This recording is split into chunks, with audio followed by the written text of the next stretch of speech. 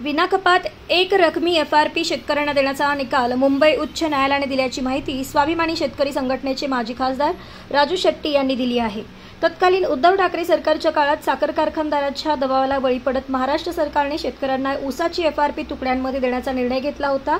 या विरोधात मुंबई उच्च न्यायालयामध्ये आपण धाव घेतली होती। अखेर सुप्रीम कोर्टाकडे तक्रार केल्यानंतर मुंबई उच्च न्यायालयाने शेतकऱ्यांच्या बाजूने महत्त्वपूर्ण निकाल दिला आहे। शासन निर्णय फेटाळून लावत ऊस उत्पादक शेतकऱ्यांना एक रकमी विनाकपात 14 दिवसाच्या आत आणि मागील वर्षाच्या उतार्यावर FRP देण्याचा निकाल दिला असून या शेतकऱ्यांचा विजय असल्याची राजू शेट्टी यांनी स्पष्ट केलं आहे। ते सांगलीमध्ये बोलत होते। 21/2/2022 साली महाराष्ट्र सरकारने एक शासन निर्णय केलेला होता आणि त्या शासन निर्णयानुसार ऊस उत्पादक शेतकऱ्यांना दिली जाणारी जी FRP आहे त्या FRP पैकी केवळ जी बेसिक FRP आहे 10.25 वर निघणारी तेवढीच FRP द्यायची आणि त्यातून तोडणी वाहतूक वजा करता पहिला ॲडव्हान्स द्यायचा आणि उर्वरित रक्कम ही सीझन संपल्यानंतर त्या कारखान्याची रिकव्हरी किती लागते त्याचा हिशेब करून 2 टप्प्यामध्ये द्यायचा अशा प्रकारचा तो शासन निर्णय होता। त्यामुळे 2-2 वर्ष शेतकऱ्यांना FRP मिळत नव्हती। साखर कारखाने या शासन निर्णयाचा गैरफायदा घेत होते।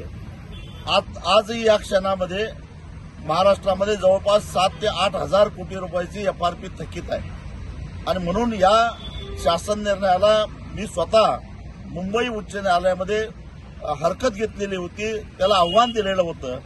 जवळजवळ 3 वर्ष त्याच्यावर सुनावणी होत नव्हती। अखेर मला सुप्रीम कोर्टाकडे तक्रार करावी लागली आणि त्यानंतर गेल्या महिन्याभरामध्ये सातत्यानं अनेक सुनावण्या झाल्या आणि आज शेतकऱ्यांचा विजय झालेला आहे। 21/2/2022 हा शासन निर्णय मुंबई उच्च न्यायालयानं फेटाळलेला आहे आणि ऊस उत्पादक शेतकऱ्यांना पूर्वीप्रमाणे विनाकपात एक रकमी 14 दिवसाच्या आत गेल्या वर्षीच्या रिकव्हरीच्या आधारानं FRP द्यावी असा निर्णय हायकोर्टानं दिलेला आहे। हा किती मोठा दिलासा आहे?